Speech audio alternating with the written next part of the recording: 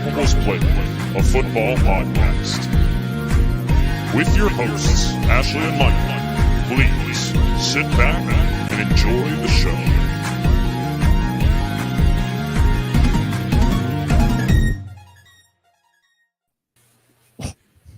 Hi, everyone, and welcome back to the Undroppables Playbook, a football podcast presented by the Undroppables and sponsored by Analyst Depot.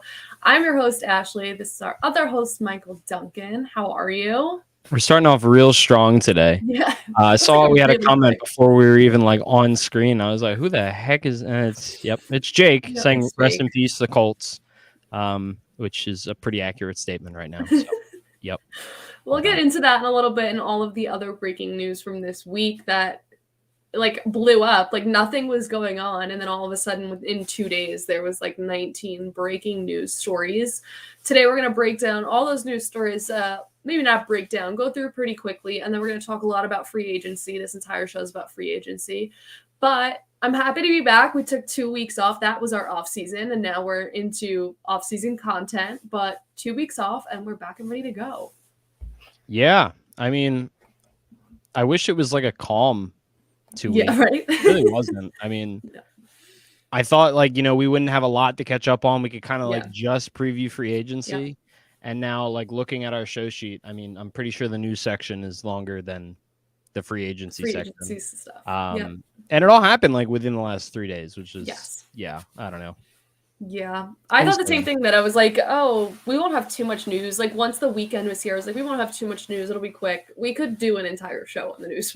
Yep. That's the NFL, though. I mean, they've mastered really the is. art of having a product that people care about year round. Yeah, and it's showmanship, right? It's a show, it's a product, and they show that they keep you hooked. If it was too quiet and there wasn't a lot going on, you wouldn't be hooked until football season came around. But they keep you hooked. Yeah. Yeah, I mean, the combine itself, they moved it into, and we're not even going to talk about that today because we have too much other crap. Yeah. But I mean, they moved that into prime time spots, and it definitely worsens the product in what it's supposed to do, but it gets people tuning in to see all the awful unofficial 40 times. Yeah, seriously. Did you hear the thing that's okay, it's a record breaking, and then it's all of these, everybody judges based on different speeds. So because some players don't go to combine and they just go to pro day, people from each individual team, scouts, will time it. So sometimes official 40 time matters, sometimes team specific watches matter. It all depends on what you're clocked at according to the person who's trying to draft you. Yep. And I mean, honestly, a lot of times I don't think they're really sweating it over, minutia difference when it comes to that. Yeah. They're really just trying to see am I seeing what we saw on tape, sort of? Yeah, more or less. And I think a lot of it is we talk about burst a lot, and that initial start to the run and the burst and how you can get to that speed. You know what I mean? You know what I'm saying.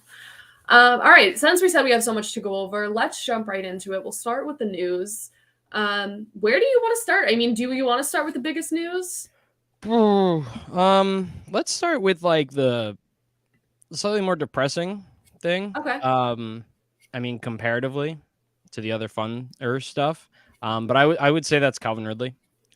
News came out at this point. I think it was Monday, Monday afternoon. It came out that Calvin Ridley was being suspended indefinitely, with a minimum being at least the entire 2022 season. Yeah. When that first came out, it was kind of wait, what? And then almost immediately after, we heard, okay, it's for betting. So he bet on NFL games when he was away from the team. And that is what this suspension is. He kind of went on, not a rant on Twitter, but he just kind of took to Twitter to further explain himself. He said he doesn't have a gambling problem. He only, spent $1,500, bet $1,500, whatever. And yeah, I mean, he bet on his cell phone. He wasn't playing football. It's the kind of thing that it doesn't feel like a big deal. Yeah. But the NFL absolutely made it a point to make it a big deal and to set a type of precedent. Which, there's a lot of different ways you can argue it. Obviously, it's not the worst thing that someone could do, and therefore it probably shouldn't be more punished than things beating up your wife. Girlfriend. Yeah. But at the end of the day, in the contracts that these people signed and in the league rules, this one is the one thing that is very clearly defined. Like I sent you that tweet that was like, Ray Rice only got suspended for 2 games for beating his fiance. Adrian Peterson had felony child abuse for 6 games suspension. Greg Hardy beat his girlfriends, had a 10-game sentence that was reduced to 4. Ezekiel Elliott only had 6 game suspension. Josh Gordon was suspended for 6 seasons for smoking weed. Like, Calvin Ridley has an entire season for sports betting. And I get it. Like I'll read Goodell's statement and then we can get into it a little bit more. I won't read the whole thing, but there's nothing more fundamental to the NFL's success and the reputation of everyone associated with our league than upholding the integrity of the game. This is the responsibility of every player, coach, game official, and anyone employed by the league. That he goes on to say Calvin Ridley put the integrity of the game at risk and threatened to damage public confidence. And undermine the reputations of him and his teammates. And gambling is considered the most significant violations, and that's the reason they have to do it. But I think one of the craziest things about it all is that the reason that he was caught was because the league is now partners with a whole bunch of betting sites, and they are partnered with FanDuel and DraftKings and all this. They're official partners of the NFL. And in the fine print of all those things, in these contracts, the players knew that they would be able to track the players using these official apps. So Calvin Ridley did it legally and did it through the sports books and was caught because of that. Yeah. Should have used a bookie, Calvin Ridley. I mean, clearly, not that we are saying that you should do things that are illegal. No. And if anyone is saying that, it's Ashley, not me. I do not agree with her. She speaks for herself. And she does not represent the both of us. For any lawyers that may or may not be listening. Come on. He did go on to bet on more sports, though. Did you see that?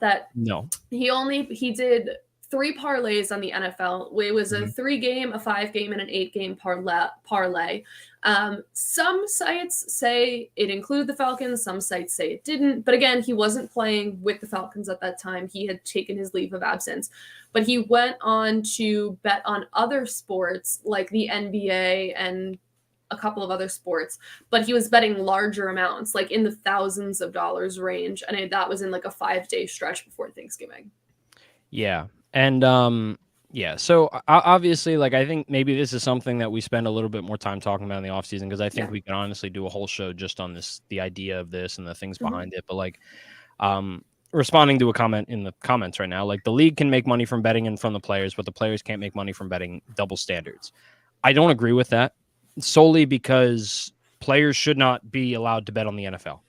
The reason behind that rule, and it's not just, players, I'm pretty sure if I was an intern with the Philadelphia Eagles, I would not be allowed to bet on the NFL. Anyone that is associated with any NFL team or the NFL front office can't do that. And it's because it presents an unfair advantage either way. If it's a player betting, they can influence the game in ways that we can't. And officials and anyone else can say, I have inside information. It's insider trading and whatever. I think the bigger issue is really just more so how that is weighted comparatively to the other things that we've seen large suspensions for, whether it be PEDs or abuse, like more things that are kind of less related to your job. Yeah. So that's kind of what the conversation should be.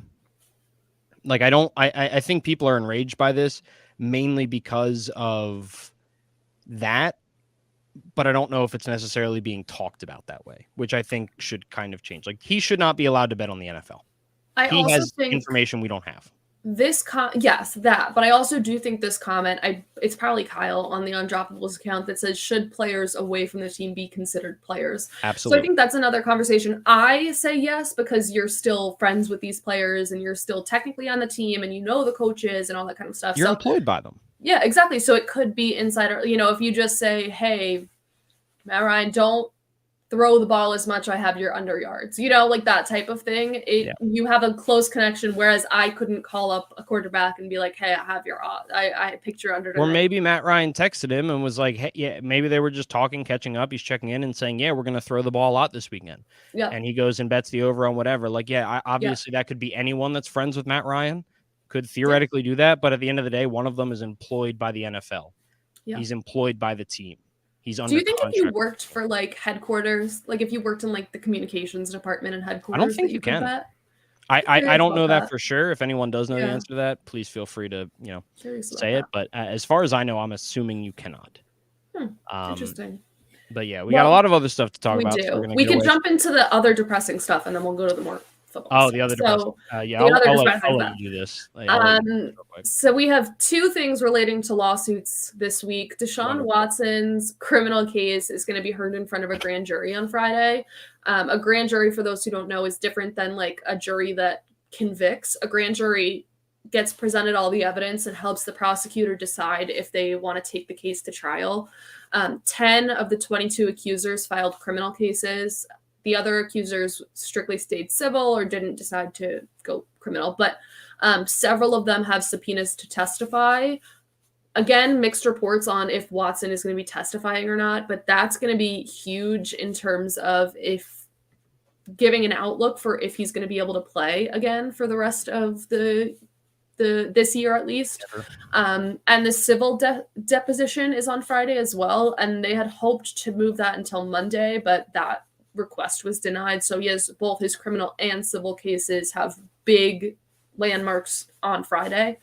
And you had mentioned just before the show started that Jerry Jones got a lawsuit filed against him by a woman who claims to be his daughter and saying that she is his biological daughter. This also comes amidst that there was news last week about him. There's been a lawsuit with the Dallas Cowboys cheerleaders against an old exec for voyeurism. We talked about that before. But Jerry Jones specifically was named, saying that he would handpick one cheerleader to come on his plane and wear a revealing outfit for him and his guests and kind of just like walk around the plane and stuff. So Jerry Jones is not having the best week. But yeah, he has a woman suing him because she is his biological daughter, apparently. Yeah, I don't know who. I was just looking for the tweet right now that I originally saw, and I can't seem to find it. But someone had said on my Twitter feed that they basically were just like, "This looks like a great Disney Plus show." So honestly, I can't wait for. It's probably maybe more of an HBO Max show, knowing Jerry Jones, but we'll see. But yeah, regardless, both. I could see it.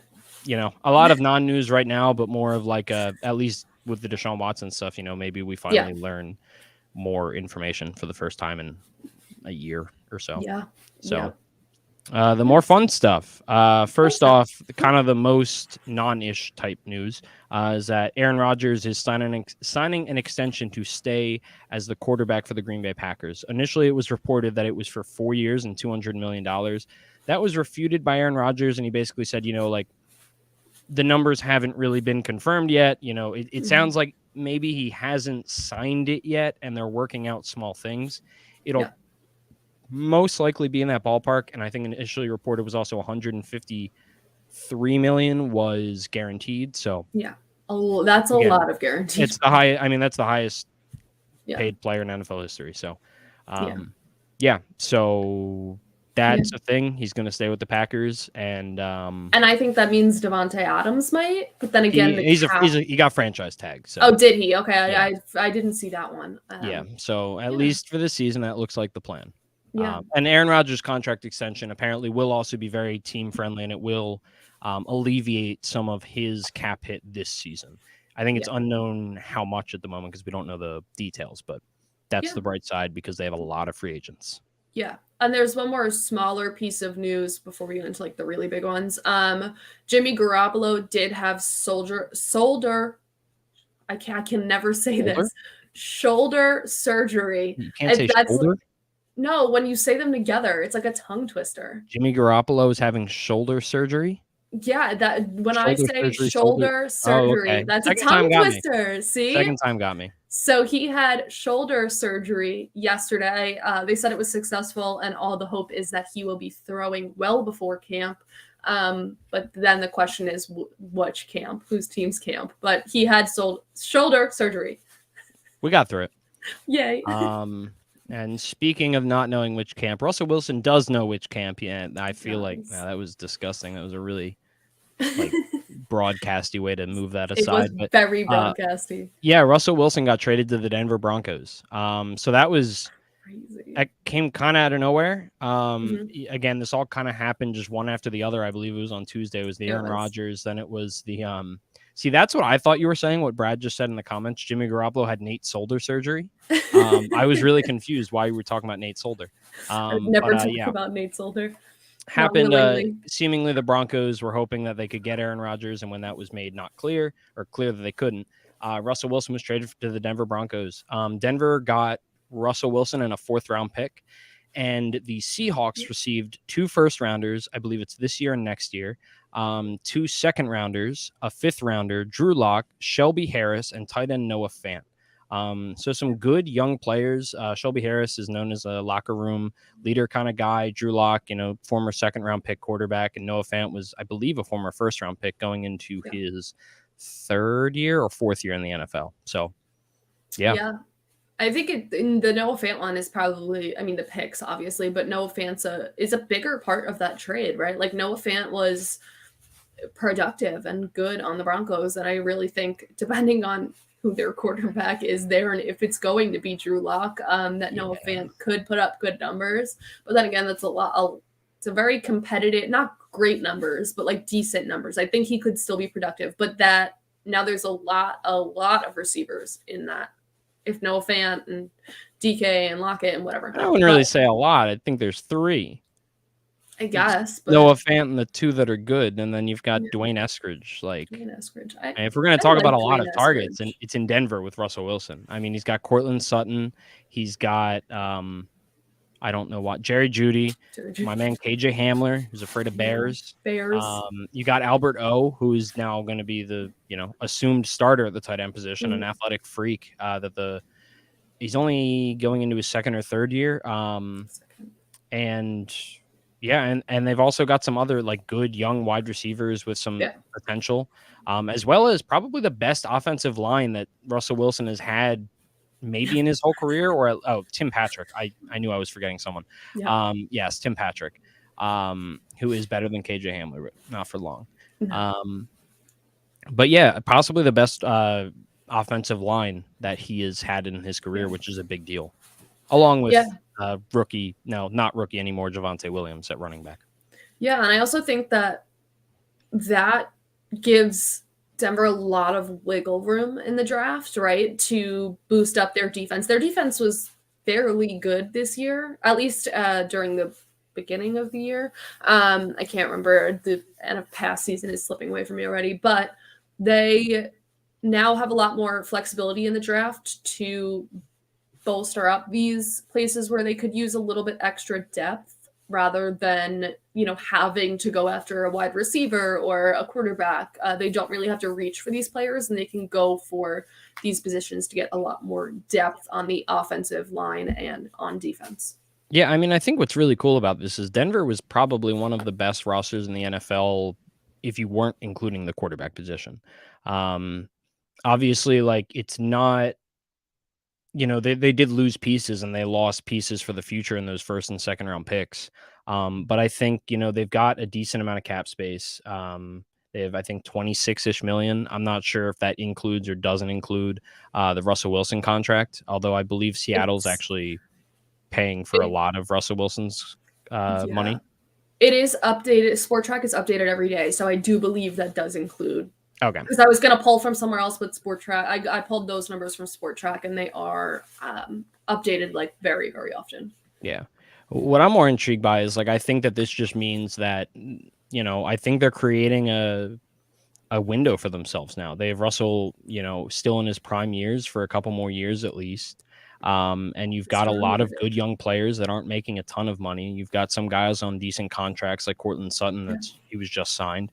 And I think that what it really kind of means is they're just going to have to do like a little bit more free agent spending. Like I think the possibility of Von Miller coming back was kind of teased, but also the possibility of just other, free agents wanting to go and play there because of the possibility they have in front of them. I mean, look at what happened when Tom Brady went to Tampa Bay. Yeah. Players want to be there, and they want to be there for cheaper. Yep.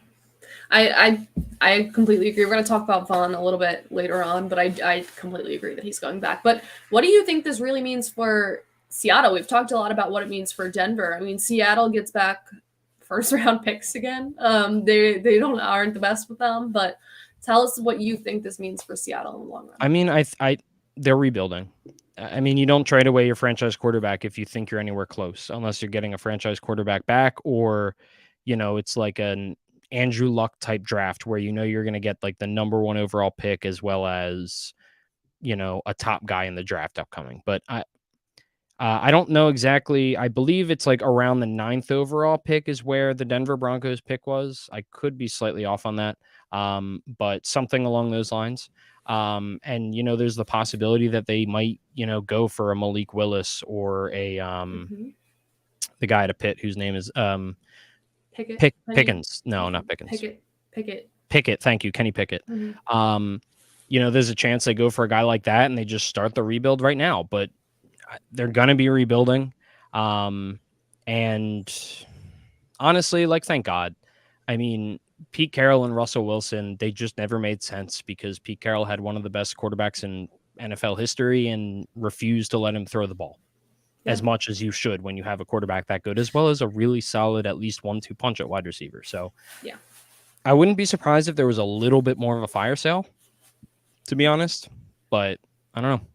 Yeah. Well, you and I have had the conversation on and off screen about choosing between Pete Carroll and Russell Wilson, and it seems like they may have made their choice.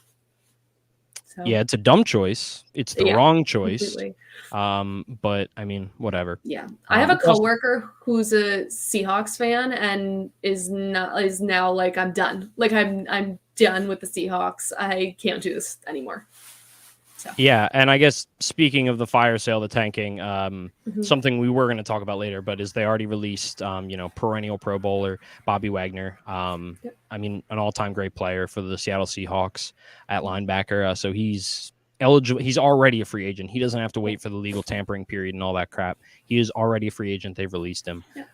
So that's going to be the first of, you know, however many over the next few years of probably longtime greats that are going to be on their way out. So that tweet I sent you that said, hold on, because what week did it say? DK Metcalf is going to punch Drew Lock by week 4. Yeah, and that would hurt. I'd rather be punched by Tyler Lockett if I had to pick. 100%. But yeah. 100%. What it did say. Yep, week 4. I had that right. Yeah. That feels about right. It does. But yeah, I mean, we'll see. I don't expect much. Maybe Drew Lock will be better off in an offense that is built around running the ball nonstop. Who knows? But on to the next. Yeah, in other quarterback news, a bit of a shocker today was Carson Wentz, former Eagles quarterback, former Colts quarterback, was traded to the Washington Commanders. And Washington is taking on all of Carson Wentz's salary, which is around $28 million, which that was the big part that kind of surprised me, as well as the Colts are really just getting a 3rd-round pick and a 3rd-round pick next year that can be turned into a 2nd-round pick, as well as a 2nd-round swap this year. So the big thing for me is probably losing that insane cap hit, and also you're not getting a ton in return a year after you give him, you know, you pay a 1st and a 3rd-round pick for him. Yeah. So. Yeah, and that 2nd rounder, it could be bumped up to a 2nd rounder. I'm assuming it's just a lot of incentives that have to be met the same way that 70% of these snaps. Yeah. So the Eagles had the compensatory pick. So yeah, that one kind of, I mean, I kind of knew he was going to be moved, but I didn't really expect Washington. Like, we had this conversation on our Discord, like, how much of an upgrade is it from Heineke to Wentz? Yeah, and I think something interesting is that Wentz, one of the reasons that a lot of people knew he was going to be traded, so Wentz wanted to meet with owner Jim Irsay to clear the air, quote unquote, after the season, but Irsay declined to meet with him. And then Frank Reich, who was like kind of the champion of trying to get Carson Wentz to the Colts, went to Irsay and apologized for championing that trade. Yeah, and so I believe both of those, at least the first one, was reported in an article on The Athletic, I believe, by Zach Kay, but I could be wrong on that. And there's also a couple other quotes that I sent into a group chat I'm in earlier with Eagles fans, obviously, that I'd love to read out because it's starting to paint a very unfortunate picture for Carson Wentz.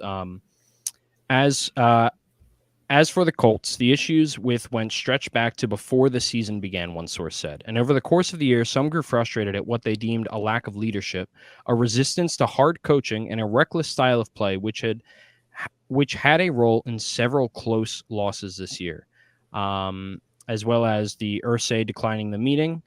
Money was never the primary factor in the decision to move on from Wentz, nor was the unenviable reality the team now finds itself in, looking for a new starting quarterback for the third straight offseason. Reich, who originally pushed for the trade to acquire Wentz last winter, apologized to Irsay after the season, according to a source. The coach believed he could resurrect Wentz's stalled career and solve the Colts' quarterback conundrum. So that's really telling.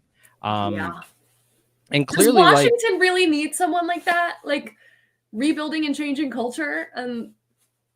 I mean, I think Wentz is the type of guy that will perennially get more chances because he's shown he has talent in the NFL, and every coach is probably just going to think that they can fix him. But especially as the price goes down, like, what are they really giving up? Yeah, not a ton. But really, I mean, it's just unfortunate. Like, those are a lot of the things that really pushed him out of Philly. You know, especially the idea that he's very resistant to hard coaching. That was something that became kind of a rumor, which turned more and more into a truth toward his end of time in Philly, in that he doesn't like being coached hard. He's not willing to really, really take the coaching on the things that he needs to work on. And that's great in 2017 when he's nailing everything. But after that, when a lot of, he became more sloppy in his fundamentals, and then the coaches couldn't get through to him to realize that, like, that's an issue. And it doesn't matter how much talent you have if eventually you're not willing to do the work or take the coaching the way that you're supposed to. And it's unfortunate, but we talked about this near the end of the season or after the season ended, that it just kind of felt like Wentz, it was never going to be a football decision. I mean, I'm pretty sure I said exactly that. It felt like it was going to be a personal decision based on Carson Wentz as a person, not him as a player, because this season wasn't terrible. I mean, it was pretty on par with his kind of middling seasons in Philadelphia. So yeah, I mean, it sucks, but it is what it is. Yeah. And I think that's the big thing, that it's just like, again, like, does Washington need, they're changing organizational culture and all that. And I get it's not the type of culture that they've been trying to change. Theirs is more a culture of abuse. But do you want someone who can't be coached and isn't known for being like a complete stand-up guy and kind of has these like organizations turn on him to be your new quarterback? I don't know. I think the bigger question for me is how it might be a slight upgrade, but how much of an upgrade is this from Heineke? I mean, I think it's a decent enough upgrade to take the shot. I mean, Washington has a really solid team. And they showed 2 years ago they were able to make the playoffs with Alex Smith and Dwayne Haskins and Taylor Heineke and almost beat Tom Brady. Yeah, so I get why you take the shot. In all honesty, like, I get it. It makes sense. They're probably still going to draft a quarterback early, which is just going to, at this point, I don't know how Wentz can even take that personally, but he is not one that is like, he didn't even like when the Eagles spent a second round pick on Jalen Hurts. By the way, they shouldn't have spent a second round pick on Jalen Hurts when you had just signed Carson Wentz to that deal. They got away with it because different conversation. But yeah, I mean, I don't think it's going to be surprising if Washington decides to spend their first round pick on a guy like Malik Willis or Kenny Pickett or whomever to kind of breed for the future. But I mean, and Heineke would be a good backup quarterback. Yeah, he's probably a great backup quarterback, a lot of starting experience, but eventually they need to answer the question of who's the guy. And I think even by trading for Carson Wentz, Indy was much closer to saying that he is our franchise quarterback, and I don't think that's what Washington is saying by doing this. I agree. It's a bridge. And then, we'll do another episode on quarterbacks. I mean, we still have Jameis Winston and Deshaun Watson, which rumors are starting to float around, like valid rumors that he might go to the Steelers if his cases are dropped. And Steelers, the Panthers. There's a lot of teams that got left out of this quarterback carousel. So yep. So, and we're only just getting started. So we'll do an entire episode a little bit more through the off season when we have some more news on free agency and stuff about what the quarterback picture looks like for next season. But there is some news that we're just going to blow through really quickly. Mike Williams got a new contract with the Chargers, a 3-year, $60 million contract with 40 of it guaranteed. Harold Landry, the linebacker from the Titans, got a new contract for 5 years, $87.5 million with 52.5 guaranteed. Both of those are pretty decent amount guaranteed. We have a handful of prominent releases. Bobby Wagner was released by the Seahawks. Kyle Van Noy was released by the Patriots. Jordan Hicks was released by the Cardinals, and Terrence Mitchell was released by the Texans. And I think the bigger one of that is that there's a lot of rumors floating around about Amari Cooper might be released. Yeah, I mean, it's becoming pretty clear that Amari Cooper's time is absolutely limited in Dallas. Yep. And real quick before we move on, Jordan Hicks, if you're listening, you know who needs linebackers? Philadelphia. Come on home, buddy. We miss you. He was drafted by the Eagles, by the way. So that's why that's and we have one big retirement. Alejandro Villanueva, the offensive tackle from the Ravens, has retired. Why don't you need to say rest in peace? It's not what's happening. It's not it. Why don't you go into reading us our franchise tag so far? Yeah, sure. So we're gonna. I guess how we're going to kind of approach this is we're going to go division by division and talk about these teams, who they're losing in free agency, who they could possibly look to replace, some fits that might make sense from some of the bigger free agents. But real quick, before the deadline that was yesterday, Tuesday at I think 4:00, we did have a couple of teams actually get their franchise tags, they used their franchise tags. So I'm just going to go down the list. The Chiefs signed Orlando Brown Jr., left tackle, for $16 million. The Browns signed David Njoku at tight end for about $10.9. The Bengals franchise tagged Jesse Bates III, free safety, for about $12.9. I love that the Dolphins. What was that? I love that one. Oh yeah, I honestly I was really hoping he'd make it to free agency and could sign with the Eagles. Yeah, but. It's awesome. That's awesome for the Bengals. Yeah, he's a great player, and I didn't really actually think that they would let him get away. No. We have another pair of tight ends, Mike Gesicki with the Dolphins and Dalton Schultz with the Cowboys. The Jaguars got Cam Robinson, left tackle, $16.6 million, and then 2 wide receivers. The Packers signing Devontae Adams, and the Buccaneers signing Chris Godwin. Adams was $20 million, and Chris Godwin was about $19. I wasn't really sure what that is, so I looked it up right before the stream. It's based on Chris Godwin being in his second year of the franchise tag, and also Devontae Adams made more money last year than the franchise tag, so it's a 20% increase on what his money was last year. So that was a fun fact. Whatever's higher. It's whatever's higher if it's your salary or the franchise tag. Whichever one is more is the money you get. Exactly. So, lead us into the free agency preview. Sure. So we are going to start with the NFC North. Now, obviously, and so we're probably going to talk about rankings a few times. We are using a list that was put together on the Athletic by Sheil. I don't remember. I'm going to say his last name wrong, so I'm just going to say Sheil on the Athletic. Sheil K, awesome writer. Originally from Philly, now I believe he writes for about Seattle mainly. But he ranked the top 150 free agents. So that's the kind of list that we're kind of using to kind of more or less like roughly get an idea of value or whatever. Yeah. So the Bears have 23 million in cap space. They have the most in the NFC North. And the Lions are right behind with about 20 million. The Vikings and the Packers are both currently in the negative, with the Vikings having negative 18 million. And these are going to change basically constantly again, because, we're recording this on Wednesday night. Free agency starts like next week. They need to be over the cap. It's going to change constantly. And, the Packers have approximately negative 50 million in cap room. And that is largely due in part, most likely, to Aaron Rodgers. I don't think his contract is probably being taken into account yet because it doesn't exist yet that we know of. Obviously, they do have time to get under the cap. But the biggest free agent out of all these teams really is probably Allen Robinson coming out of the Bears. Obviously, he's 29 years old. He will be 29 as the season starts next season. He's a wide receiver that was drafted by Jacksonville, signed to a big contract a couple years ago by the Bears, had a couple great seasons, and then really fell short this past year.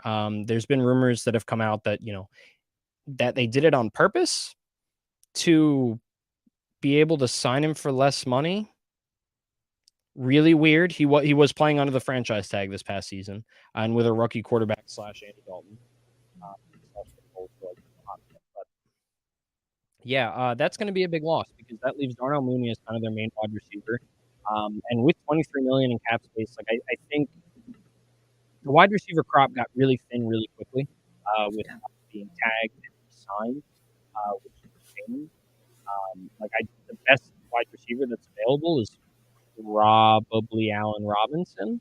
So I don't really know if that's necessarily in the cards, but you've got other guys like Odell Beckham Jr., DJ Chark, and Christian Kirk possibly that are expected to go to free agency and they could possibly be looking at adding that. They're also losing some solid defensive linemen in Akeem Hicks and Bilal Nichols. So a lot on the way out in Chicago, but that's kind of how they have the money. Yeah. And then I guess, like you said, you and I were going to kind of talk about these bigger names. Allen Robinson, that, like you said, that's probably one of the bigger ones. Potential landing spots. I think some of my favorite might be I think the Patriots is up there, but I think the Patriots are really going to go after Amari Cooper. We'll talk about that later. But I think the Patriots is a big one for me. And the other one, I don't know, a little bit of me kind of wants to say the Texans, but I don't know about that one. Yeah, I think the spot that I like a lot is possibly the Detroit Lions. See, I was going to say that, but then my issue was sorry, I cut you off, but we know he hated playing with the Bears and bad quarterbacks and stuff, but sorry, go. I mean, I don't know if he necessarily hated it because of the bad quarterbacks. I mean, he's never really had a good quarterback, so I don't know if he knows any different. For me, it's either the Lions or the Cardinals are another team to keep an eye on. I mean, they just got done signing AJ Green, who everybody kind of thought was washed, maybe rightly so. I don't think that Allen Robinson is going to make as much money as he would have a year ago, but he's probably going to get a couple million on a 1-year contract, most likely, to be able to kind of reset his market a little bit. But I think the Lions make a lot of sense, and I think the Cardinals make sense because I think they need to kind of keep adding weapons around DeAndre Hopkins as he's getting up there in age and hopefully keep Kyler Murray happy, I guess. But I think the thing that makes sense for the Lions is really if they do draft a quarterback high, maybe I think having a veteran receiver is probably a good thing for it. But they don't have a lot of receivers outside of last year's 4th-round pick, Amon-Ra St. Brown, who had a great end of the season. So, yeah, I still think my top one. I mean, I could say this for every top tier wide receiver is the Patriots, and you probably will. And I probably will because the Patriots really, really need better offensive ball catchers and everything. But I don't know. I like Allen Robinson's style of play matched with Mac Jones. I think that's the bigger one for me is that I like that landing spot for him. But so the Lions aren't really losing much. I mean, Charles Harris is a good edge defender. He was, I believe, a former 1st-round pick. He kind of underwhelmed for the first couple years of his career, but had a really solid season last year. That kind of just tells me that he's probably going to get paid elsewhere because the Lions saw him underwhelmed for a couple years. It's a new regime now. I expect him to get a solid contract elsewhere. Honestly, I think somewhere like the Eagles makes sense, who they tend to value defensive linemen, and we don't have a lot right now. But the Vikings are losing a lot of mid-tier free agents, older guys or guys that are kind of past their prime a little bit, probably not going to get big extensions, but could definitely, they're going to get picked up and they're probably going to get, a plethora of 1-year deals to kind of be a stopgap in a lot of places. Guys like Patrick Peterson, Xavier Woods, Anthony Barr, Tyler Conklin. And the Packers are losing like a ton of players, a ton of really solid players for them last year. Cornerbacks in Rasul Douglas and Kevin King, obviously Robert Tonyan, Marquez Valdez-Scantling, who were both pass catchers. Aaron Rodgers wants to stay competitive. So I have no clue what they're going to do because they're still $50 million over and they have to pay Devontae Adams $20 million. So yeah, that's their roster is going to be a mess. I don't see how they can. I understand that now you have Devontae Adams and Aaron Rodgers. I just don't see how you can stay competitive with that kind of cap. Well, at least they paid Aaron Jones a crap ton of money. Yeah, thank God. Thank God. Yeah, not a ton to say about the Packers. I don't think they're necessarily going to be able to target people in free agency, at least not in that top tier. It'll probably be more in like the post-draft free agency where you're getting guys for cheap. Yeah. Do you have a potential landing spot for Valdez-Scantling that you like best? The Raiders is interesting. Oh. I think they need another pass catcher regardless, but I think that he fits that, the role that they tried to put Henry Ruggs in where it's not a lot of targets, but it's stretching the field and it's being a dynamic target when he does get the ball thrown his way. So I think that's going to be an interesting thing to watch out for. Also, I really believe that the Cardinals will sign someone at wide receiver. They're losing, and we're going to get to there next, but they're losing two of their top receivers. So I think that makes sense because it's a good, opposite to DeAndre Hopkins. But I think places where you're not signing him to be the guy, but you're just signing to be an auxiliary piece of the offense. So you want to get into the NFC West? Yeah, let's talk about it. All right, the NFC West. We have the Cardinals with a cap space of just about $7 million. The Rams with a cap space of almost negative $20 million. The Seahawks with a cap space of $51.5 million, and the Niners with just under $3 million in cap space. So the only one in the negative there is the Rams. Start off with the Cardinals. They're losing Chandler Jones, the edge, and I think that's a big one for them. Christian Kirk, the wide receiver, Zach Ertz at tight end, AJ Green for wide receiver, James Conner, and Chase Edmonds. That's like all of their weapons. It's a lot of their offense, and that's definitely the scariest thing, as well as probably the most important person on their defense. Like if they're going to bring one person back, they're really going to try to bring Chandler Jones back. Like, I don't know if they can. They don't have a ton of cap space, but you can make things work by restructuring contracts, pushing salaries back, adding on void years, all that kind of crap. But Chandler Jones, like, Sheil had him at the number 3 free agent overall, and he is that good. He's 32 years old, but he's going to get paid somewhere to be a really good edge rusher. And I know that the Cardinals will probably want to bring him back because they don't have a great defense as a whole, and losing its best player. Yeah, they still have JJ Watt, but Chandler Jones is ridiculously talented. He was putting up like record numbers at the start of the season for sacks. I've seen actually a lot of conversation about Chandler Jones if they don't somehow find a way to pay him ending up with the Broncos. I've seen that projected in a couple of places. I know it's on PFF. Yeah, that would make a lot of sense. Interesting, and it makes sense. Yeah, a guy like him could just find himself on any team.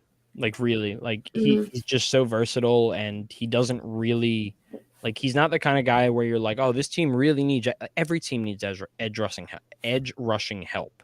Yeah. Like when you can get a guy like Chandler Jones, you kind of do it because getting to the quarterback is somewhat important in the game of football in 2022. But you could always use a good edge rusher. Even if your edge rushers are good, you could always use more edge rushers. I think that's what it comes down to. You could deal with, there are certain positions that you could deal with not having depth. Like edge rushers are one of the absolute key pieces that you can never have too many edge rushers. The best way to win football games is to protect the quarterback and get to the quarterback. Yep. You build it at the defensive line and the offensive line. Yeah. I think another interesting one, is Zach Ertz. I wanted you to talk about him a little bit. Yeah, I love Zach Ertz. I gave him That's what I wanted to ask you. Yeah, I gave him a little farewell. I think that was actually my solo pod when I was in London. It was. Yeah. He's another guy. he's probably, if I'm a contender, like, you know, maybe it is a place, like, honestly, I didn't think about this until literally right now, but Denver. Maybe Denver says we need a little more veteran help at, you know, pass catching and blocking for Russell Wilson, and Zach Ertz fits that bill. I think you're going to see him fill that role. He will get signed. He's I don't know if he's the top tight end on the market off the top of my head. What, they run two tight end schemes? But I think it's Gronk and Ertz kind of in their own category. And but I think run he makes two sense. tight end schemes with him and Alberto. Yeah, and yeah, exactly. And you know, it doesn't always have to be two tight end schemes. Like, you know, maybe Zach Ertz comes on. I don't know. He's not the guy that you know that's going to get 1 billion targets and break the tight end reception record like he did in 18 or 19. But he can still be really useful to a team that's trying to win a championship. Another thing that makes sense to me is the Chargers. Jared Cook is leaving in free agency. Yeah. And I think having a really veteran, you know, a guy that still has a little more in him than Jared Cook would be really helpful for Justin Herbert alongside Mike Williams and Keenan Allen. So I didn't think about that, and I like that landing spot a lot. Thanks. I like it too. That's why I said it. I know. That's a good Maybe one. the Eagles too. Go Birds. I don't know. I don't think he's going to go back. He's going to retire here. It's fine. I love him. Anyway, the Rams have a long list. Von Miller, OBJ, Darius Williams, Austin Corbett, Brian Allen. Yeah, those are kind of the bigger ones. A lot of guys and a lot of really talented guys. Yes, that's the scary part, but also the thing you expect from the reigning Super Bowl champions. Yeah. I think we already said, you know, I mentioned it at the top of our show, is that Von Miller, he teased it on Twitter, like maybe I'll run it back, but put his old number on the tweet from when he was with the Broncos. I 100% think he's going to end up back at the Broncos. We just keep saying the Broncos for everyone because they have a lot of money, but it's fine. I think 100% that Von Miller is going back to Denver. Yeah, I mean, it's just kind of one of those reunions that makes a lot of sense because now they're going to be competitive again, and why wouldn't they want to bring him back? I mean, he showed in the playoffs that he can still play. He fits a need for them, and the Rams probably aren't going to be able to pay him the amount of money that he'll want. So, yeah, it makes sense. OBJ, I think, will probably just return to the Rams. He's not going to be ready until roughly November. Yeah. So, like, he's kind of a non-factor. And I think it just makes sense that he returns to the Rams. And a lot of these other guys, like, I don't think the Rams are going to be able to give up many big contracts, but I think some of these guys, they're going to be able to get on, like, 1 year, you know, stick around, try and compete again type deal. They'll be able to free up cap room by just restructuring deals and pushing their problems into the future, because that's what you do when you have a Super Bowl winning quarterback and you have the chance to compete for another Super Bowl right now. You don't worry about tomorrow. You worry about today. And that's going to be a theme for some of these top teams. Yeah. And do, like, very similar to what the Bucs did the year before, is so many 1-year contracts on the hope that you could just go back to back. Yep. And it makes sense. If you have the money for it, it makes sense. But I'm interested to see how their cap space moves around a little bit, because I think they are going to have a lot of restructuring to do. Oh, yeah. I mean, I think it's going to be really fun. Like, late this weekend, next week, we're just going to see like 1 billion Adam Schefter tweets that are like, blank has been restructured, blank has been restructured, blank has been restructured. And it's going to do nothing except free up money. That's really all it is. Yeah. And that's fine. But that is 100%. That's the game. Like, that's what it means to play in the NFL or whatever. Yeah. We do have next the Seahawks. Bobby Wagner, we really talked about him. He was due to be a free agent. He was released. The safety, Quandre Diggs, DJ Reed, the quarterback, Dwayne Brown, Gerald Everett, Brandon Shell, and Rashad Penny, the running back. Yeah, I mean, they have negative. No, they have 51 million in cap space. I don't know why I thought that was negative. Yeah, I mean, if they're going to give out a big contract to anyone, it's probably going to be Rashad Penny. Yep. Knowing the Seahawks, because that's just what they would do. Because they suck at things. Their front office, I'm just convinced, is not very good at things. They're not. You know, you just parted with Russell Wilson, and also you drafted Rashad Penny in the first round right after you found Chris Carson, and it doesn't make any sense. Chris Carson might be a possible casualty also. I just wanted to throw that out there. He's on the last year of his deal, I believe, and they can save a decent amount of money by cutting him. But really, I don't see many of these guys returning, because why would the Seahawks want to pay some of their older guys? Like, most of these guys are on the back end of their career. I mean, maybe DJ Reed, decent cornerback. He's only 26 years old, but I Gerald don't think Everett. Andre Diggs will stick around. He obviously, I think he like broke his fibula or something in like the final game of the season. That's going to sting a little bit for his value this offseason, but he's a good player, and he's going to be a valuable player to a good team at safety. And Bobby Wagner, I mean, he was already cut, obviously. They're not re-signing him. He's going to get paid somewhere. It might be before free agency happens. It might be after teams figure out who they can get when free agency really starts. But again, I mean, there's a couple really solid defensive guys that can be large parts of good teams. Yeah. And the thing is, like, they 100% need to rebuild that entire defense. That's the thing. Even if they weren't in a rebuilding year, they needed to rebuild the entire defense from scratch. So around Jamal Adams. Exactly. I also think it's a possibility Gerald Everett stays, possibly on a 1-year deal, but I don't know. I think there's a possibility, but I think he probably will end up somewhere else, more so just on his own choice. Like, I don't know that he's going to want to stay in Seattle. And I think that's part of it too, is that I'm sure they might be able to keep a couple of these guys, but if they really wanted to, but it's also about, do these people want to stay in Seattle? Yeah. And I just don't see the reason for them to pay some of these older guys. Yeah. It doesn't necessarily make sense. And last but not least, in the West, the Niners, they're losing offensive guard Laken Tomlinson, DJ Jones on the defensive line, and Arden Key, an edge rusher. Some solid guys. They have $2 million in cap space. I think if they really want these guys back, that they probably will be able to get them back by just restructuring a couple of things. They don't have a ton of free agents.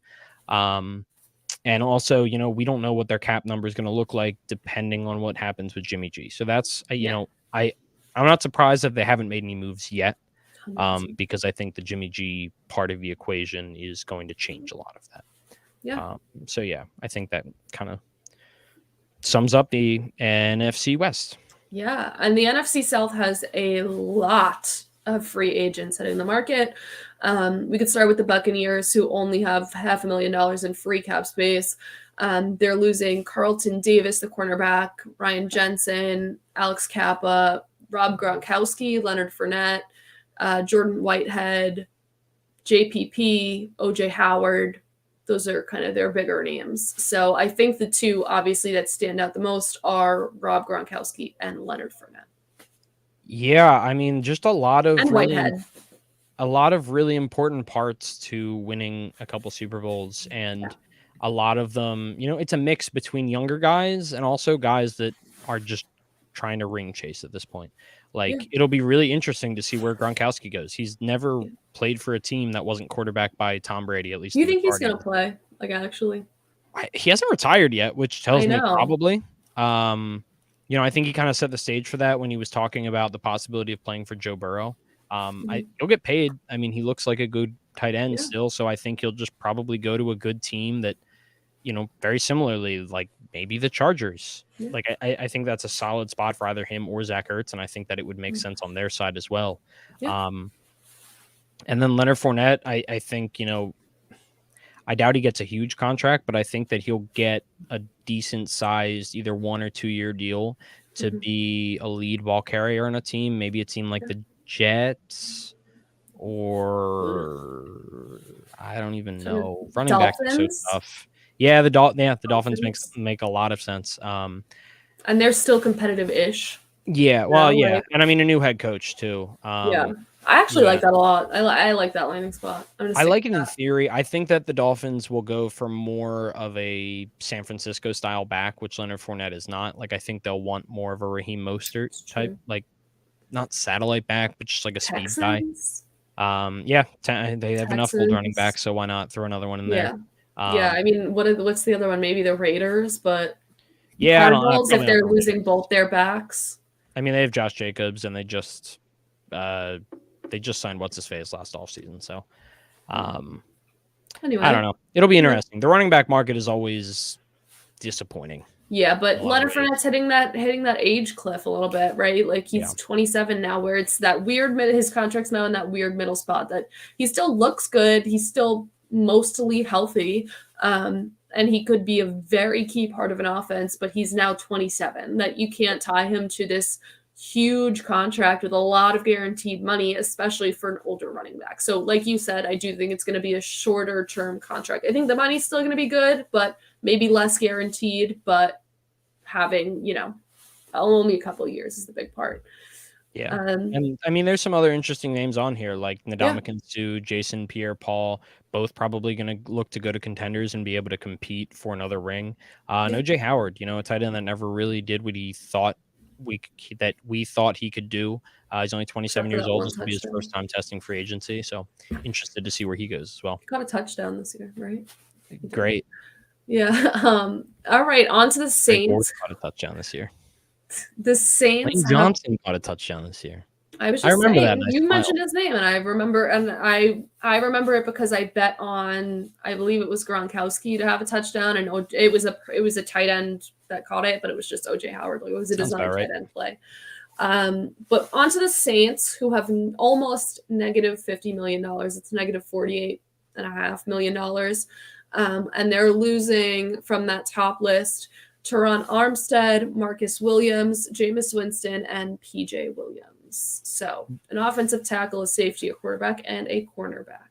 Yeah. I think Jameis will find his way back there. I really do. But if he doesn't, I'm still torn on that. If he doesn't, he'll probably be the most sought after name when it comes to free agent quarterbacks. I mean, it's either him or maybe like Teddy Bridgewater. Not a great list, but it's him, Marcus Mariota, and Mitch Trubisky, I guess. Mm-hmm. But the big name for me, Teron Armstead, he'll find a place to play. He's 31 years old. He's just going to go. He's going to be a starter for a team. Great. Awesome. Hopefully, honestly, Bengals just call him up and give him whatever money he wants to play tackle for Joe Burrow. Marcus Williams, safety for the Saints, is a really interesting name. He's 26 years old. He's young. He's very talented. I think he's probably the top safety on the market with Jesse Bates off of it. So yeah, he's probably going to get paid a decent amount of money, and I'm very intrigued to see where he goes. Yeah, I agree. All right, I think that's it for the Saints. Like we said, Jameis is probably bigger. They're not going to be able to spend a lot of money on. No, I mean, not negative $50 million. The Falcons, who have just about $4 million in cap space, are losing. How do I say that first name again? Oh, I don't know. Foyesade Olukun. I always see his name and I always forget to pronounce it. Olukun. Russell Gage, Cordarrelle Patterson. What? Olukun is a linebacker. Oh, so no, I said Russell Gage, the wide receiver. I know. I was specifying for the people that are like. Oh, sorry. I'm like right now. I'm lost in translation. Russell Gage, Cordarrelle Patterson, Dante Fowler Jr. Yeah, I mean, Cordarrelle Patterson had kind of like a bit of a resurgence. If I'm him, I probably just want to stay in Atlanta where they were finally able to use me. But Russell Gage is an interesting name. Now, if I'm correct on this, the Atlanta Falcons, there is a chance that they have, and I need to double check this, they might not have a single wide receiver on their roster at the moment. Yeah.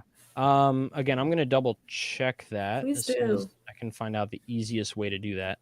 But I don't think that they have a single wide receiver on their roster, which is not great because Calvin Ridley is suspended. Sure. So, and if they do, it's if they do have anyone on their roster, it's no one. It's a nobody. But yeah, they also only have $3 million in cap space. They're not going to be breaking the bank on anyone. So hopefully they can re-sign Russell Gage. If not, they're probably going to be looking at guys like I don't really think Allen Robinson, but probably the Amari Cooper, the AJ Greens, Marquez Valdez. Amari Cooper. Yeah, I don't. That he'll get too much money. I think. I also think a big one is drafting. I really do think they're going to draft a handful. They might have to spend all of their first 3-round picks on wide receivers. I mean, they have Kyle Pitts, but Kyle Pitts is not an offense make. So no, it does not. Really, just kind of sadness for the Falcons. Yeah, and I think Cordarrelle Patterson's another one. He's 31 years old right now, so he's probably going to get a 1-year deal. He's more of a running back than a wide receiver. Yeah, no, and I was saying as running back, was that I just think he gets a 1-year deal. I wouldn't give a 31-year-old running back anything more than maybe 2, but that's it. No, you don't give Cordell Patterson a 2-year deal. No, that's what I'm saying. Have a 1-year deal and be happy with his existence. Yep. We can go on. Is a free agent. Yeah. Or not a free agent. Sorry. We can go on to the Panthers, who have $26.3 million in free cap space. And they are losing Hassan Reddick, the edge, Stephon Gilmore, and Dante Jackson, both cornerbacks, Cam Newton at quarterback, and Daquan Jones on the defensive line. Yeah, I mean, that's a lot to lose at the cornerback position for the Panthers. Obviously, they spent a first-round pick last year at the cornerback position, and that's great. But I'm sure they're hoping to be able to re-sign at least one of those guys. They have $26 million in cap space, and Hassan Reddick is a very solid player, and he will probably get a decent contract this offseason. I don't know necessarily if the Panthers are going to be able to pay up. I don't know if they want to, but he will get paid by someone. And so will Stephon Gilmore, and probably so will Dante Johnson. Stephon Gilmore is obviously getting up there in age, but he's still a very good cornerback, and second or third best on the market, I'd say. Number one definitely being J.C. Jackson, coming from the Panthers. But there's also apparently rumors that they're trading that they want to trade, or they're entertaining offers for Christian McCaffrey, like there are those every offseason. But the big thing that I think is important here to keep an eye out for them is the quarterback position. That was my question for you. Yep. Yeah, they're losing Cam Newton. Yeah. Do you think he goes anywhere else? I hope he retires. He just looks washed. I know. And it's sad. And I like Cam Newton as a person, but he looks washed, and it makes me sad to watch him play sometimes. Yeah. But, maybe they should look at Teddy Bridgewater. Anyway, jump into your Eagles. We got to pick up pace just a little bit here. Jump into your Eagles, and then we'll do my Giants. Yeah, so I'll just look at the NFCs as a whole. How about that? We're just going to do this even quicker. So the Eagles lead the NFC East in cap space available with about $8 million, which I fully... Oh, because that's effective cap space. I was going to say, because this has them listed at like $17 million. It must be dead money. Anyway, regardless, they have about $8 million. The Giants are second with about $7 million. The Commanders, it's gonna be tough to say. I've about -$1 million, and the Cowboys are almost -2. Almost -$2 million. Thank God. And the Cowboys have negative around $14 million, almost $15 million. Yeah, to be clear. There's a difference between -1 and -2, or -15. -1 and almost -2. Let's be clear. We can't mislead. Yeah, but it's the half after you hit that halfway point, you round up or you round down. That is true. Yeah, it's true. I know. Hopefully they don't round the opposite way. They're not going to be able to get who they want. Seriously. But anyway, which by the way, this website actually has them in the positive, so it looks like this is already wrong. So that would mean literally everything's wrong. Carson, so I don't know. It's going to be weird anyway. But regardless, some of the biggest free agents, the Commanders are losing Brandon Scherf, offensive guard, longtime Washington football player. He's about 30 years old. Randy Gregory, the edge rusher from the Cowboys. Michael Gallup, wide receiver for the Cowboys.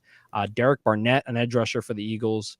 All kind of the biggest names here, along with like maybe Leighton Vander Esch, linebacker for the Cowboys. Cowboys are losing the most. They have about 6 of the top 150 free agents. And there's not really a lot else going on in terms of like quantity in the NFC East, but the Cowboys have very little money. And that is why there are a ton of rumors of them cutting Amari Cooper, only 2 years, 3 years into his mega deal. And kind of sort of what everyone saw coming a little bit when they, drafted CeeDee Lamb. Obviously, Michael Gallup is coming off of an injury, but they expect him to be back for this season. And there's a lot of rumors that they're just going to sign him to a team-friendly deal because of that injury, which will kind of allow them to cut ties with Amari Cooper to get into the green. Yeah. I I'm excited to see Amari Cooper leave because I like Amari Cooper and I do not like the Dallas Cowboys. But yeah, I think a big one that I'm going to keep my eye on is Michael Gallup, because I think with losing Amari Cooper, they're planning on keeping Gallup. And Kearse is another one that I think would be a. Is that a name for me again? Kearse. Kurt. Is it Curse? Sorry, I always say I like to say it's Curse. I think that there's a good possibility of him staying. Yeah, I mean, I'm sure the Cowboys are hoping to bring a couple of those guys back. I mean, some of the bigger names, both on their offense and defense. The Giants, I don't know about you, but it kind of feels like their biggest name is Evan Ingram, who's kind of just been a perennial disappointment since his rookie year. I doubt that he sticks around. Maybe he does, but new regime and all that. I mean, go ahead. From a spending perspective, I think the only interesting team is probably the Eagles, unless the Giants free up a lot of cap room, which they very well could do. Yeah. But like the Eagles definitely feel like they are the closest to being able to spend big money on whether it's one free agent or multiple, but they have holes really, all around their team for the most part. And they've also got opportunities like, they could use another wide receiver. I've been saying the whole time, edge rusher. But they also have a lot of draft picks. Yeah. So, I think their offseason is going to change drastically from day to day. Yeah. It's going to be very interesting because what they do in free agency could heavily impact one of their or all of their 3 first-round draft selections. I think that's fun as an Eagles fan because it's been a while since we've done that. But it'll be just interesting to see their approach, knowing how that they tend to value certain positions over other ones, basically not linebackers. Yeah. For me, you mentioned Evan Ingram, so I think just a couple potential landing spots. I have seen the Titans as one of them. The Packers is another one that I've seen a lot just because he's somebody who has had good years and may be able to get back into that with a quarterback like Aaron Rodgers, who you can get for fairly cheap. He's not someone you have to spend $1 million. I was going to say, not $1 million. You know what I'm saying it as the phrase, but you would have to spend more. You know what I'm saying. But yeah, the Giants, I think for me, I'm just keeping an eye on the offensive and defensive line. I think having getting a really stellar offensive lineman, maybe an inside linebacker on the offensive line is probably one of their top things on the to-do list. But I do think a lot of that's going to come from the draft. But I think that's probably one of the biggest positions they're targeting in free agency, just to have a leader and like an older guy on that line who could be really well. And especially with a new regime, it'll be really interesting to see. I know. I'm very excited for how this offseason is going to be for the Giants. I mean, I get excited every year, but more so just because you don't have Dave Gettleman drafting and, you have an entire new regime drafting. It's really just about you're not having Dave Gettleman. Exactly. Move us on. On to the AFC. We'll start with the AFC North. A lot of cap room in this division. You have the Steelers with around 25 million. You have the Ravens with around 20. The Browns with 16, and the Bengals with upward of 35 million, almost 36 million. Giants love those Nate Solder type guys, says Brad Wire. I agree. That deserves to go on the screen. Really big money for guys like Nate Solder. So yeah, a lot of money. Obviously, the Bengals did franchise tag Jesse Bates. That's a huge get for them. But really, I think that's kind of the most interesting team for me in this division, for obvious reasons. But they have a ton of money, mainly because what was that? So much money. They have a lot of money, and I don't think they're going to do anything crazy. And the main reasoning for that is because they know they have contracts coming up in Joe Burrow, in T. Higgins, and Jamar Chase. But at the same time, spend some of the money. Make it so you can compete when you have these guys on cheap deals. And I think that's what they're going to try and do. And I think the smartest investment is going to be offensive line, because we saw why in the Super Bowl. Their defense was really good. And I think they need to make sure that, maybe getting another cornerback. Obviously, they're losing Eli Apple. But getting a cornerback to hopefully upgrade that position would be awesome and a huge get for them. But like those are kind of the two main things that I would love to see them upgrade to keep them super competitive next year.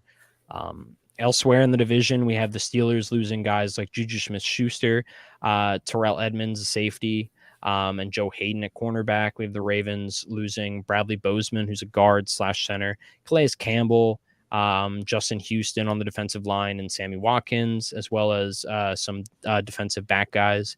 And the Browns, their big loss is Jadeveon Clowney, who's signed a 1-year deal, as well as some lower tier defensive guys. So a lot of interesting stuff going on in this division. The possibility of the Steelers looking at a quarterback. I think that's the biggest probably one. Looking at a quarterback. The biggest question. Yep. Do you have someone you'd want to see go to the Steelers? I don't know. I don't want Deshaun Watson to play football anymore. If he does play, I guess that's a really good landing spot for him that I would. And they're used to having quarterbacks that they can't really cheer for. So they're used to having quarterbacks who abuse women. That's just what the Steelers do. But I don't know. Like you said, I think Jameis probably stays for the Saints, but I think he's a possibility. All I know is I don't want to see Mason Rudolph being the quarterback. That's what I do know for sure. Yeah, me too. I don't want to watch him play any more football. Maybe like you said, Malik Willis, Kenny Pickett. I think that's probably one of the most appealing to me, just because it's a new face and then kind of rebrands the Steelers as younger and energetic. It's an entire rebrand for the organization to draft a quarterback. Yeah, I think it'll really tell us, what they think of their team. Are they ready to compete right now for a Super Bowl? And, do they think that there's a guy out there that can help them do that? Yeah. Or do they think it's better off for them to wait a year, draft a guy now and hopefully get back to really seriously competing next year, like, the Bengals were able to, the Chiefs were able to. The Ravens, they're losing a lot of guys on their defense. They were also super injured this year, so it's really hard to tell, kind of what they have. It was a down season for them, obviously, but I'm really intrigued to see what they think they have on their team. Because between injuries and free agents and just kind of a weird season overall, I don't know. And I don't know how much they know. It's hard to evaluate right now. Exactly. You just can't. But one of my questions I wanted to ask was about CJ Uzama from the Bengals, for your ideas for him. Honestly, I think I don't think I think he'll be kind of like in that. He might be the first tight end to go off the board and sign with a team, solely because he might take the first offer that comes his way that's decent money. Whereas I think guys like Zach Ertz or Rob Gronkowski, OJ Howard, even Evan Ingram kind of might take their time, really meet with other teams. Like I think CJ Uzama, I wouldn't be shocked if that is the first name that Adam Schefter tweets out as soon as the legal tampering period starts. Like we saw, what's his face go to the Patriots, and then the other what's his face go to the Patriots, Hunter Henry and Jonnu Smith, in the opposite order. I don't know. He's a very interesting player, obviously coming off of an injury, but he's athletic and he was able to perform with a good quarterback. So yeah. Anyone else you want to talk about in this division? I don't think so. I think those are the bigger ones. I mean, Sammy Watkins is gonna go somewhere and be depth and catch a couple. Do great in week 1. Exactly. That's the reason you hold on to him in your dynasty leagues, is just for week 1. Absolutely. Anyway, we could jump into the AFC West. I can lead us off. So really 3 of the 4 have a lot of money. The only one who doesn't is the Chiefs with -$8 million. We could start there with losing Terranian Matthew, Melvin Ingram, Byron Pringle. Wait, no, I'm sorry. Terranian Matthew? Sorry, what did I say? I said that? Terranian. Oh, sorry. Tyrannosaurus Rex almost. Sorry, I was trying to jump around so we could, Tyron. because we're already over time. Tyrann Matthews, Melvin Ingram, Byron Pringle, Ward, Reed. Anyone there stand out to you that you want to talk about, or you want to jump forward? I mean, Tyrann Matthew, Shield had him ranked as the 4th overall free agent. Yeah. He's an awesome safety. He has been for his entire NFL career. He's going to be a huge pickup for wherever he goes. I mean, he can just do everything on defense. He's insanely talented, very athletic.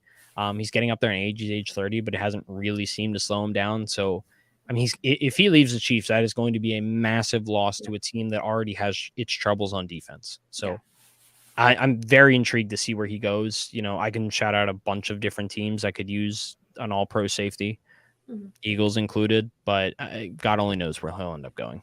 Yeah.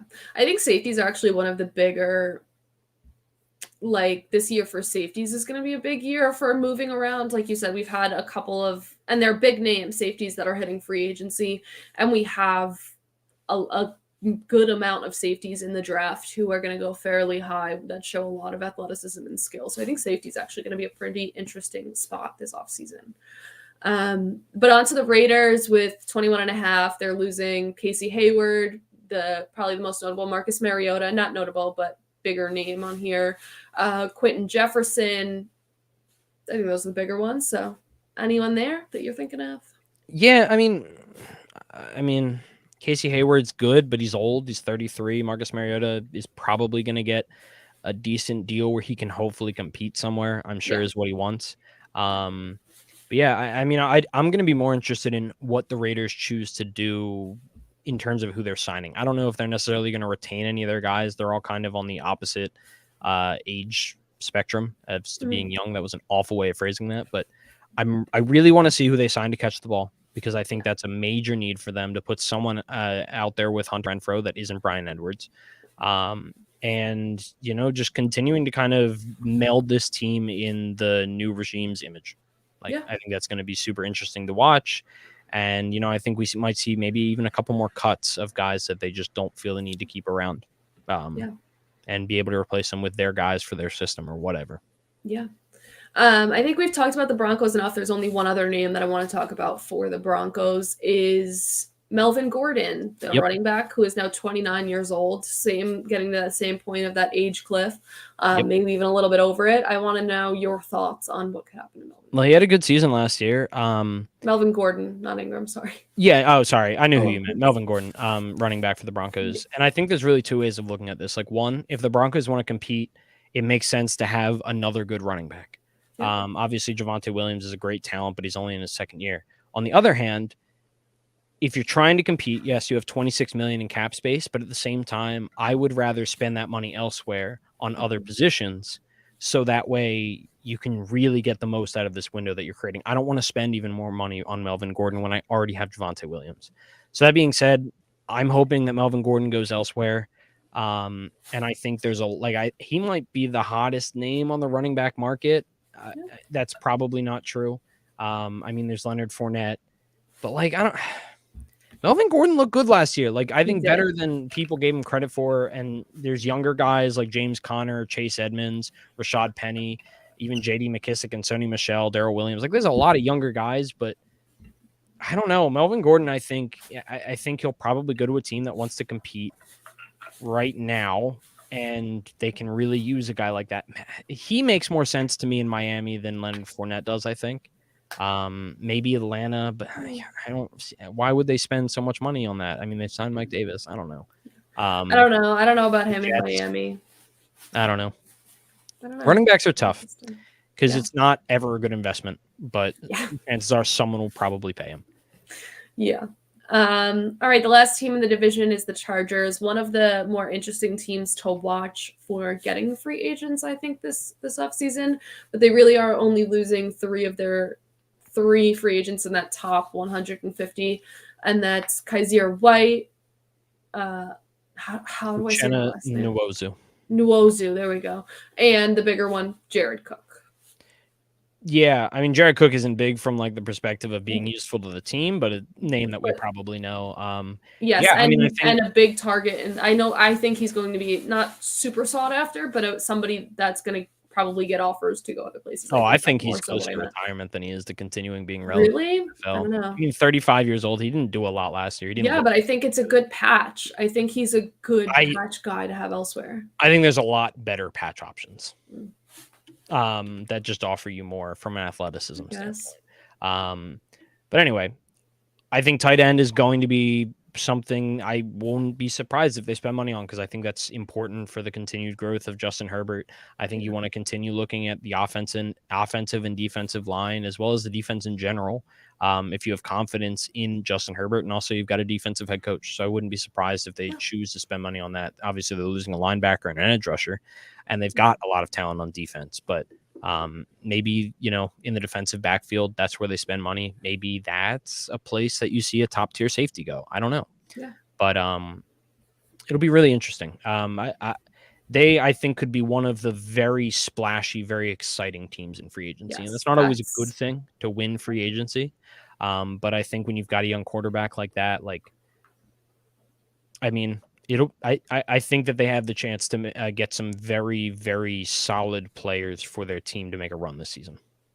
Yeah. Why don't you lead us off? We have probably about 10 more minutes to try and wrap up these last two divisions. Why don't you lead us into the next one? Yeah, so next is the NFC South. There's not really a ton going on here. The Titans have one top 150 guy, Ben Jones, the center, and they have negative 12 million in cap space. So they're probably not going to do much, honestly. They're probably going to try and get under the cap by restructuring, maybe cutting some guys and getting a bunch of patch guys later in free agency.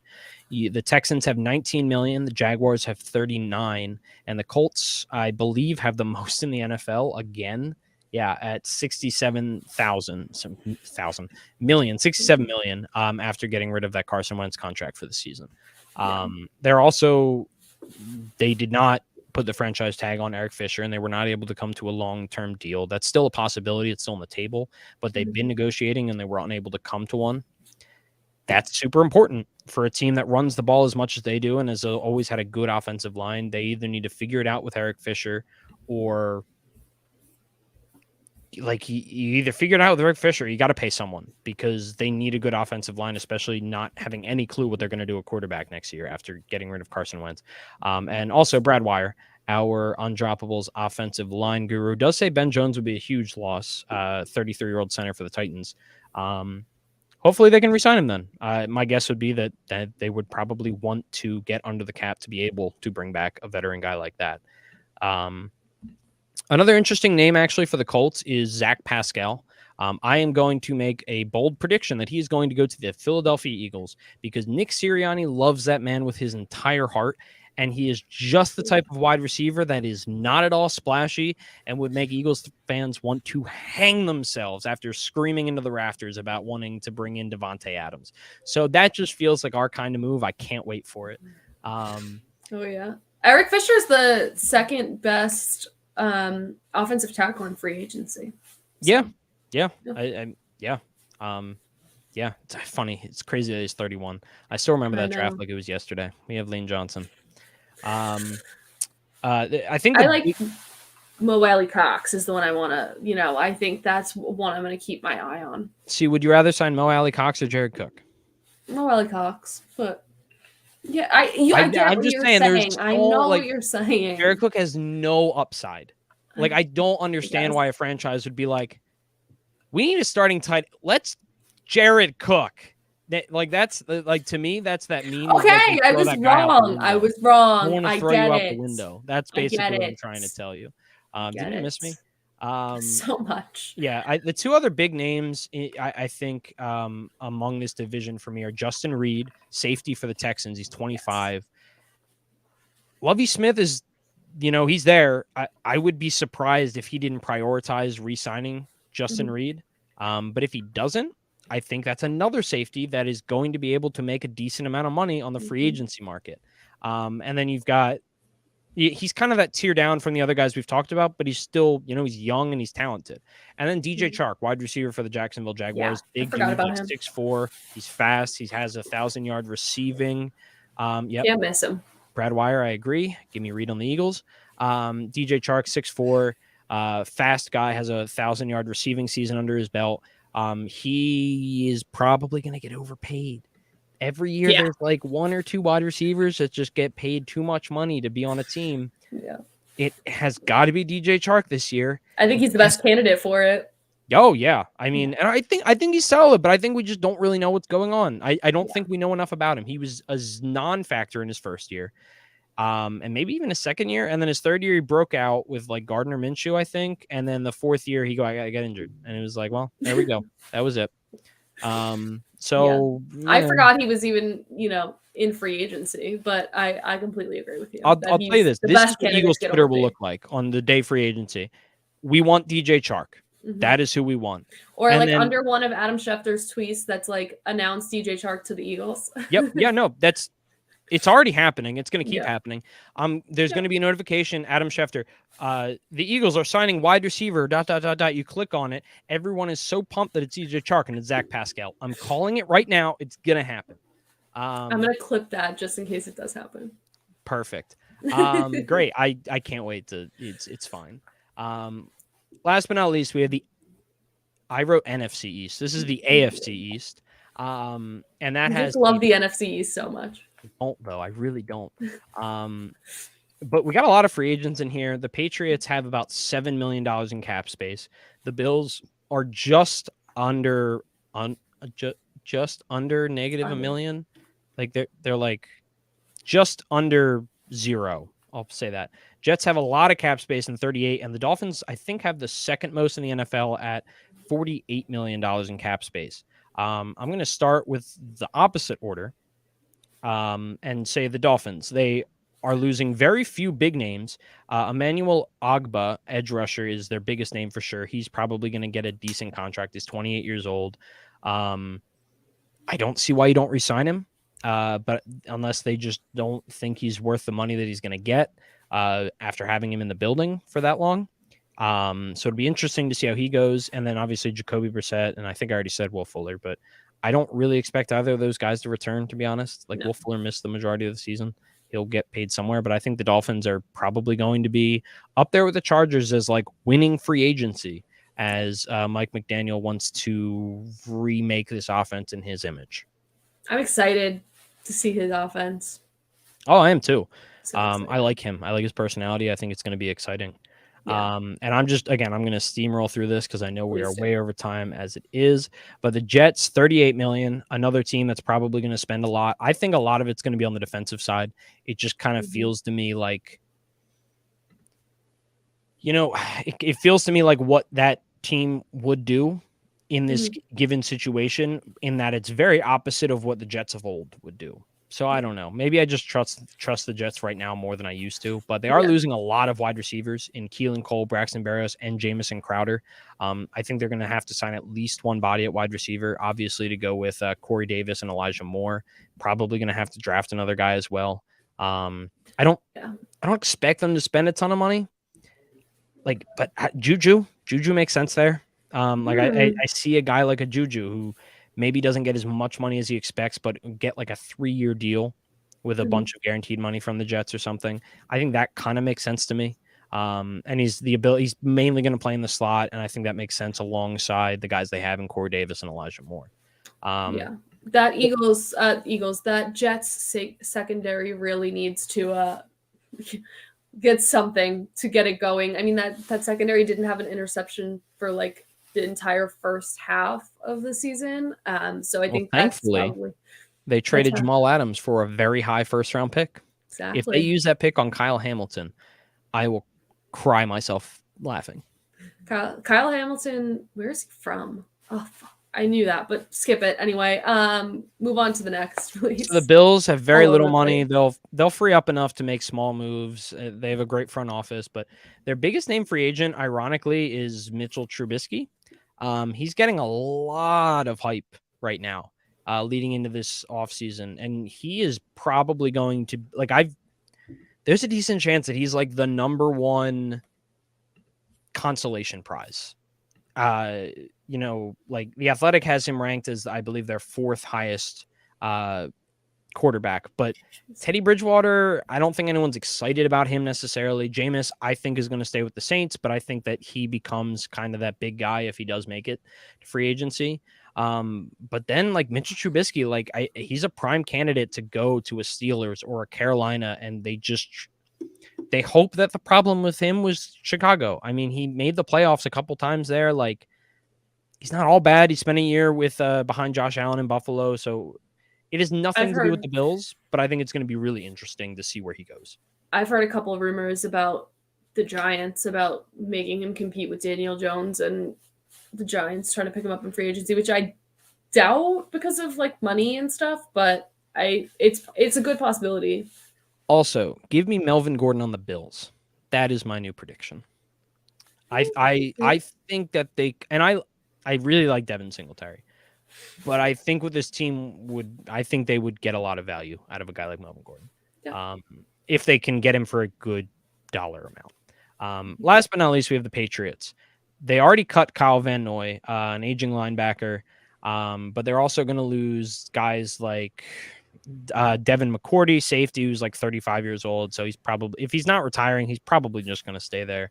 He'll come back on a small deal. You have Trent Brown, offensive tackle. That's going to be a big loss at 29 years old if he doesn't come back. And then they have the number one free agent, which is J.C. Jackson, cornerback, 26 years old. He is going to get paid.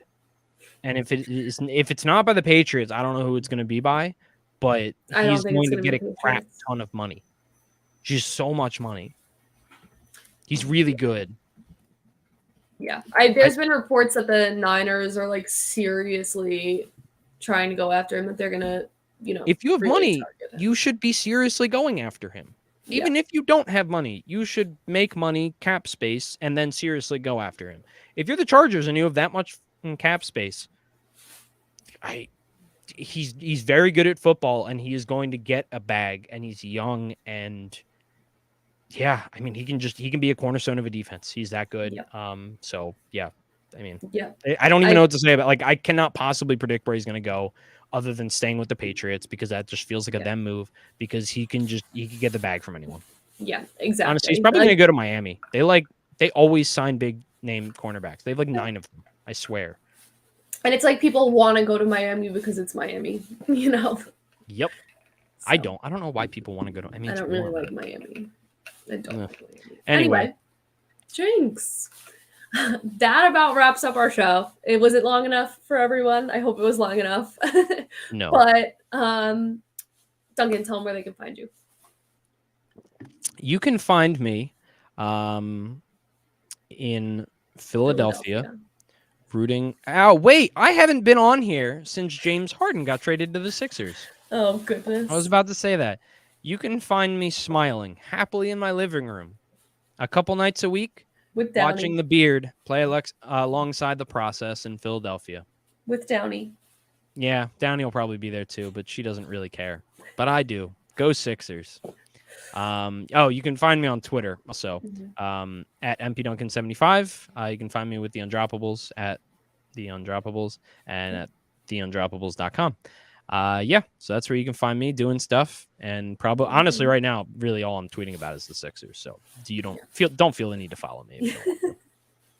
You can find me on Twitter at Ashley_Marie with 2 A's in Ashley. You could find me and all my content with The Undroppables at The Undroppables on Twitter or theundroppables.com for the website. You could find me and Duncan and all of the rest of the Undroppables crew on our exclusive premium Discord channels that you can get access to by becoming a patron, which you can do by going to patreon.com/theundroppables. For a small fee a month, you can get access to our Discord channel where you get to talk to the entire Undroppables crew one-on-one, get trade advice, and talk all things football and fantasy football. And here, every Wednesday night, that's where you'll be able to find me next week at 8 p.m. Eastern Standard Time live. If not, wherever else you listen to your podcasts, basically anytime, but they are released on Thursday mornings. When I don't forget to press publish. Yeah. 1 week he literally forgot to do it for an entire week, but it's fine. Oh no, I never uploaded it. Oh, it never uploaded? No, okay. It was a Thanksgiving themed episode. Oh yeah, I forgot. And I can't publish it now. It's too late. Anyway, thank you guys for joining us. We look forward. We have a lot of really great off-season content. So we took 2 weeks off and now we're back into the swing of things. And thank you for joining us. And we hope to see you next week. Go Sixers.